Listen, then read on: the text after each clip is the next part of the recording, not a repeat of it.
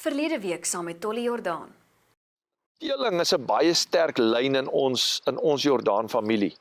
En ek het so geluister vir hom en ek het half gelag eintlik, want in die boerbokbedryf, die oomblik as jy 'n breinbok kry, is dit 'n prul. Maar ons is so intoe, ons doen toe wat hy sê.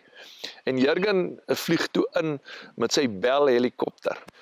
En het ons elke jaar weer oorgegaan Amerika toe, weer gaan bemarking doen. En so het ons jagbesigheid het net van krag tot krag gegaan.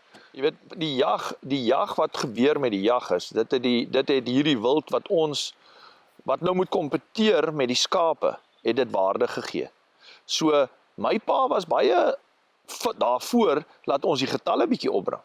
Want ons mag geld uitlet. Hy het gesien daar is 'n waarde in.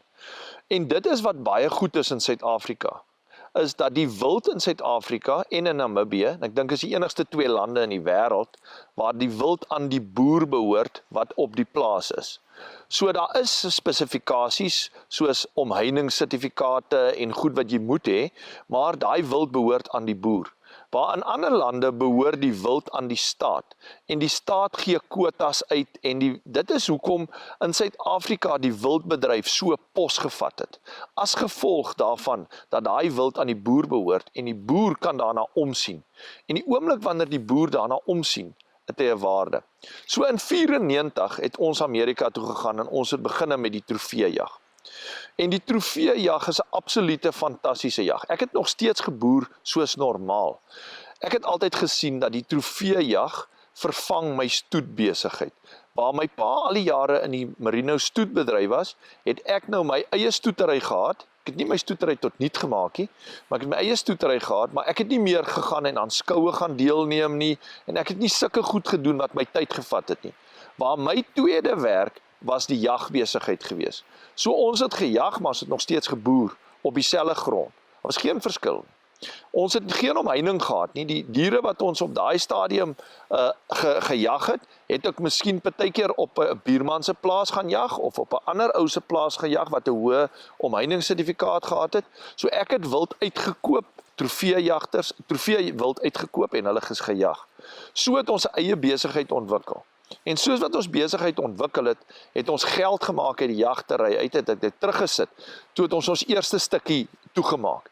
Ek onthou ons eerste stukkie was 1000 hektaar wat ek toegemaak het. En ek het gegaan en ek het die bome gaan self kap en ek het hulle self geteer.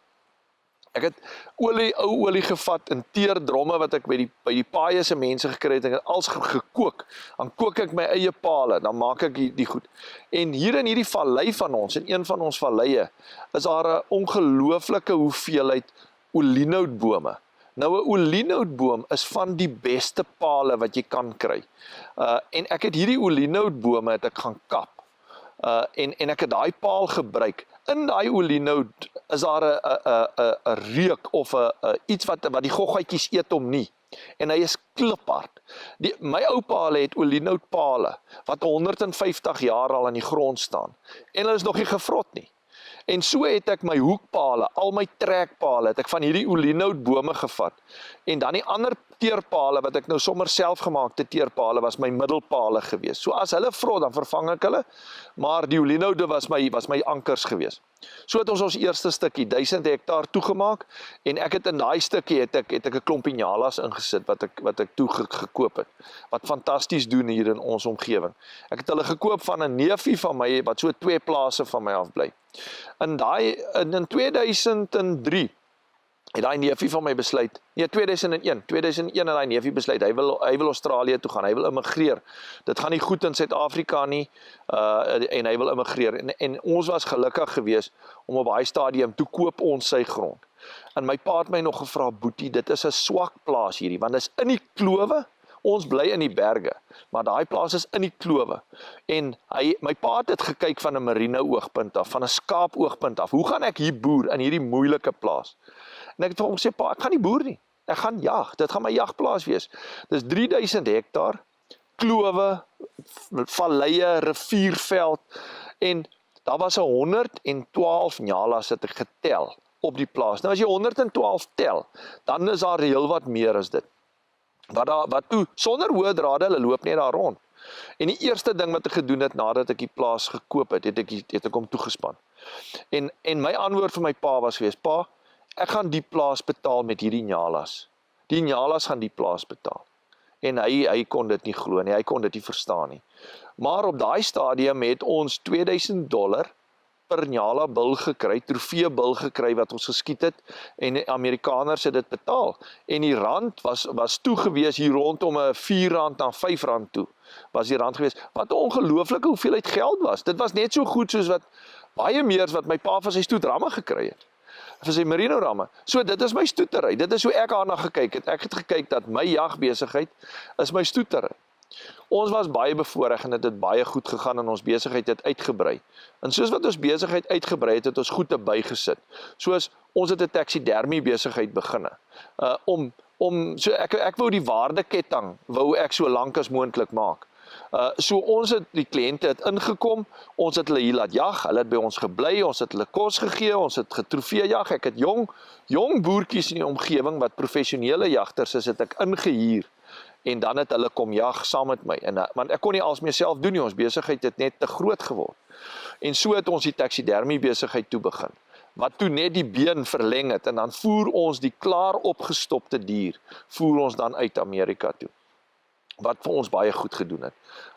So het ons besigheid aangegaan en ons het toe hierdie grond gekoop, waar hierdie nyalas in is. En daarop daai plaas se naam is Buffelsfontein.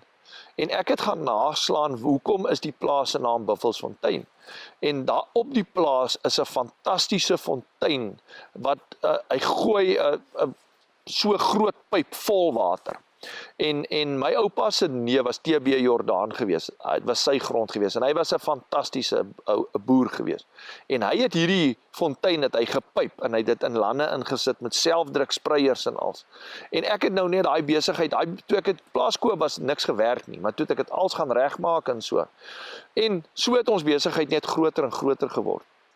En een storie wat vir my baie belangrik is in ons geskiedenis was, hier in 2003, 2002-2003, toe begin hulle die plase oorvat in Zimbabwe. En Mugabe het daai malstreek van hom gekry en hy die plase begin vat. Toe hy dit begin doen, toe is ons almal negatief. Ek self was negatief geweest. En so het ek met bevriend geword deur die bokke wat ons toe uitgevoer het, die boerbokke wat ons uitgevoer het Amerika toe, het ek bevriend geword met 'n ou met die naam van Don Smith. Hy was 'n boerbokteeler in Amerika.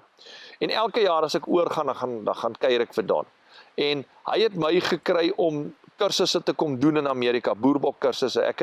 Ek het 4 maal hulle nasionale kampioenskapskoue gaan beoordeel. Ek het beoordelaars opgelei in die boerbokbedryf daar. So dit was fantastiese tye vir my, want dit het goed gegaan. Emosioneel was ek op 'n goeie plek gewees van my lewe gewees. Ek het belangrik gevoel want ek het dit gaan doen in Amerika. En so het ons ontwikkel en ek en Don het baie goeie vriende geword. En Don het nie 'n kind of 'n kraai nie. Hy's 'n ou man, hy het niks regtig waar behalwe sy besigheid en sy bokke en sy passie was sy besigheid. En toe hulle die plase so begin vat hier in Zimbabwe, toe sê Don vir my, Tolly, verkoop jou goede in Suid-Afrika, man. Dan kom jy Amerika toe, dan kom bly jy hier by my, dan doen ek en jy hierdie boerbok besigheid saam, en jy sorg vir my totdat ek oud is, ek vat jou as my kind, en dan kan jy al hierdie hele besigheid erf. Nou die plaas is in Brownwood, Texas, en Don het ongelooflik baie olie op die grond gehad, en natuurlike gas op die grond gehad. Hy was 'n multimiljonair, en hy het geen kind of kraai nie. En hier offer Don hierdie hele estate vir my. Hoe aantreklik is dit nie?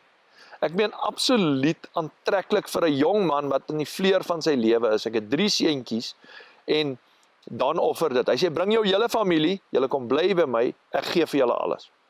Yes, en dit was vir my iets wat ek moes dit doen. En vir 3 jaar lank het ek gecommute, heen en weer gegaan. Dan is ek 'n maand in Amerika, dan doen ons embryo spoelings, dan kom ek huis toe. Dan is ek weer by die huis, dan gaan ek aan met die jagbesigheid en ek gaan aan met ons boerdery. En dan is ek weer 'n maand in Amerika wanneer die oeye lam, dan is ek weer daar, want hulle het nie die arbeid om dit te doen nie. So ek het self die oeye gaan laat lam. Ek het self die oeye skoue toegevat.